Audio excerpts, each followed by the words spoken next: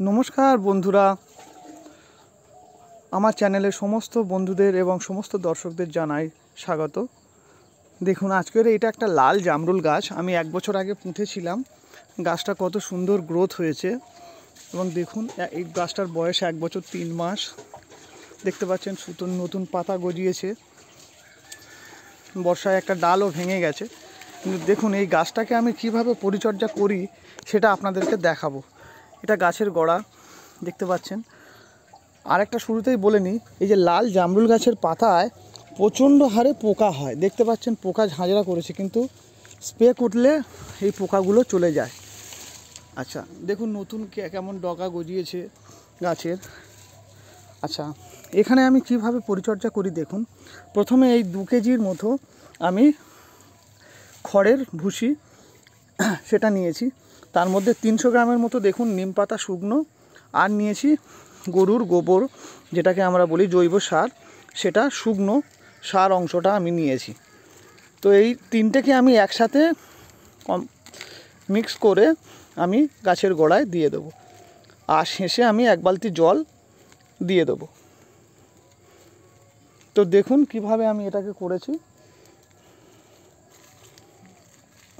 আপনাদেরকে দেখাই। এই তিনটেকে আমি মিক্স আপ করে গাছের গোড়ায় একসাথে দেব। আমরা যে বলি না ফসফেট, এটা হচ্ছে ফসফেটের কাজ করে।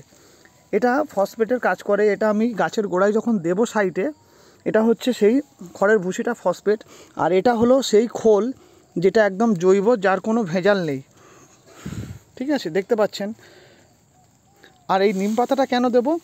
যদি কোনো কারণবশত মাটিতে দূষণ হয়ে থাকে, তার জন্য এই নিম পাতার খোলটা, নিম পাতাকে আমি দিয়ে দিচ্ছি, যাতে এই নিম পাতা দেওয়ার পরে গাছটা ভালো থাকে। তো আপনাদেরকে দেখাচ্ছি কিভাবে আমি দিচ্ছি।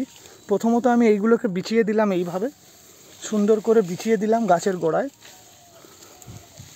তারপরে আমি উপর থেকে দেখতে পাচ্ছেন সুন্দর করে এটাকে বিছিয়ে দিলাম। এবার গাছের গোড়াটা কত সুন্দর মজুদ হলো। এবার উপর থেকে আমি এইগুলোকে, গোবরগুলোকে ছড়িয়ে দিলাম। আচ্ছা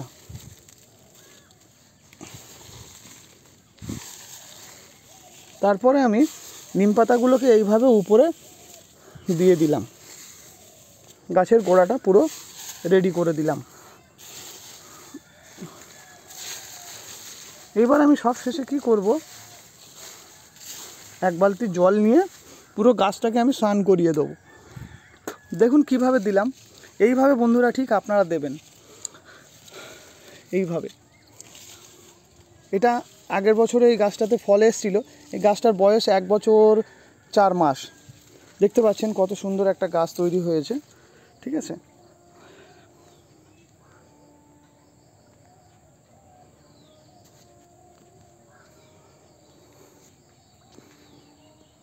গাছটার হাইট প্রায় 6.5 ফুট।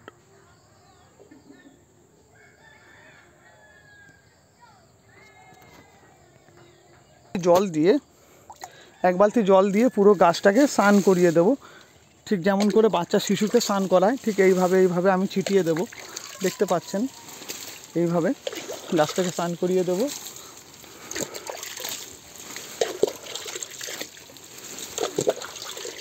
জল দিয়ে তাতে করে কি হয়, গাছ যত স্নান করবে উপর থেকে জলটা আসলে পাতার নোংরাগুলো ধুয়ে যায়। দেখতে পাচ্ছেন বন্ধুরা।